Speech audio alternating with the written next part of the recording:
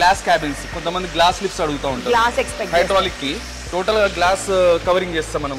Next మన glass cabins చూడండి, మొత్తము కొన్ని గ్లాస్ లిఫ్ట్స్ ఉంటాయి. మీరు గమనించుంటే కనుక మొత్తం స్ట్రక్చర్ అంతా గ్లాస్ తో కవరింగ్ చేస్తాము. హైడ్రాలిక్ లిఫ్ట్స్ వచ్చేసి మనకి ఎంఆర్ఎల్ అయినా కూడా, ట్రాక్షన్ అయినా కూడా కస్టమర్ కి డూప్లెక్సెస్ లో వాటిలో మొత్తం గ్లాస్ తో లుక్ కోసం అని చెప్పేసి కావాలంటారు. వాళ్ళకి మనం ఈ గ్లాస్ క్యాబిన్స్ అనేది ఇవ్వడం జరుగుతుంది. క్యాబిన్ లో కూడా మనకి 3 సైడ్స్ గ్లాస్ ఇచ్చాం. కొంతమందికి ఏంటంటే కనుక నాకు ఒక సైడ్ గ్లాస్ వద్దు, 2 సైడ్స్ కావాలి. క్యాప్సూల్ లిఫ్ట్ లో ఇట్లా కనిపిస్తూ ఉంటుంది మనకి, షాపింగ్ మాల్స్ లో కానీ ఎక్కడైనా చూస్తూ ఉంటారు. సో ఇది గ్లాస్ లిఫ్ట్ అనేది. ఇది ఎస్ఎస్ లో, దీంట్లో కూడా మనం పౌడర్ కోట్, దీంట్లో కూడా పౌడర్ కోట్ వేసుకోవచ్చు, దీంట్లో కూడా ఎంఎస్ వాడచ్చు. ఇంకా నాకు కూడా వచ్చేసింది మీ terminology.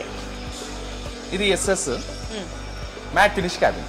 Okay, back side mirror finish ఇచ్చాము.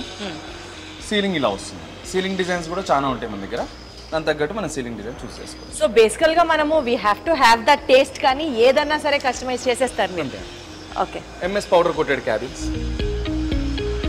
ఇవి ఎంఎస్ క్యాబిన్స్ మనకి షీట్ డిజైన్ చేసి, ఎందుకంటే ఆల్రెడీ ఉన్న ఎగ్జిస్టింగ్ లిఫ్ట్స్ ఉంటాయి, వాళ్ళకి మనం ఈ షీట్స్ అనేది అంటించిస్తాం అనమాట. వాళ్ళకి ఆల్రెడీ కలర్ ఫేడ్ అయిపోయి ఇలాంటివి ఏమైనా ఉంటే కనుక, సో మనం ఇట్లా షీట్స్ అనేది అంటించడం. ఆల్రెడీ వాడుకలో ఉన్న లిఫ్ట్స్ ని కాస్త లుక్ చేంజ్ చేయాలి అని అంటే జస్ట్ ఇట్లా షీట్స్ అటాచ్ చేసిస్తారు. Nice nice. సో అప్పుడు మనకి కొత్త లిఫ్ట్ ఫీల్ వస్తుంది, బడ్జెట్ ఫ్రెండ్లీగా అయిపోతుంది. బడ్జెట్ ఫ్రెండ్లీ కూడా అయిపోతుంది.